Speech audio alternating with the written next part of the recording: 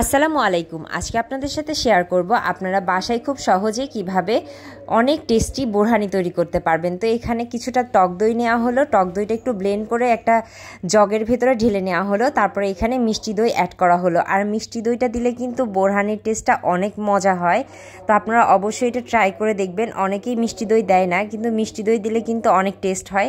তো ঈদের মধ্যে আমাদের মিষ্টি দই নিয়ে এসেছিল, সেটা ছিল, তাই সেটা অ্যাড করে দেওয়া হলো। আর এখানে স্বাদ মতো চিনি দিতে হবে আর ধনিয়া পাতা দিতে হবে। ধনিয়া পাতাটা ডিপ ফ্রিজ থেকে বের করে দেওয়া হয়েছে। আর এখানে টাটকা কিছুটা পুদিনা পাতা দেওয়া হলো। পুদিনা পাতাটা কিন্তু বেশি দিলে টেস্টটা আরও বেশি মজা হয়, তো বেশি করেই দেওয়া হলো। আর এখানে কয়েকটা ঝালের জন্য কাঁচামরিচ দিয়ে দেওয়া হলো। তারপরে স্বাদ মতো লবণ দিয়ে দেওয়া হলো। আর এখানে দিয়ে দেওয়া হলো বিট লবণ। বিট লবণটা আপনারা আপনাদের পরিমাণ মতো টেস্ট অনুযায়ী দিবেন। আর এখানে গোলমরিচ দেওয়া হলো। তারপরে সব কিছু একসাথে খুব সুন্দর করে ব্লেন্ড করে নেওয়া হলো। এখন এইটা ওই টক দইয়ের মিশ্রণের মধ্যে মিশিয়ে দেওয়া হলো। তারপরে এখানে কিছুটা পানিও মেশানো হয়েছে।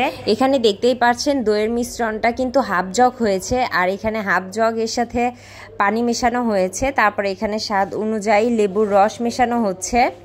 এখন সব কিছু দিয়ে খুব সুন্দরভাবে একটু নেড়ে নিতে হবে। তারপরে মিশ্রণটি খুব সুন্দরভাবে মিশে গেলেই একদম তৈরি হয়ে যাবে অনেক মজাদার বোরহানি। আর এটা কিন্তু গরমের মধ্যে অনেক রিফ্রেশ একটা ভাব দিবে, আর অনেক হেলদিও হবে। অবশ্যই আপনারা ট্রাই করে দেখবেন। আর অবশ্যই আপনারা যখন পানি মেশাবেন তখন ঠান্ডা পানিটাই মেশাবেন।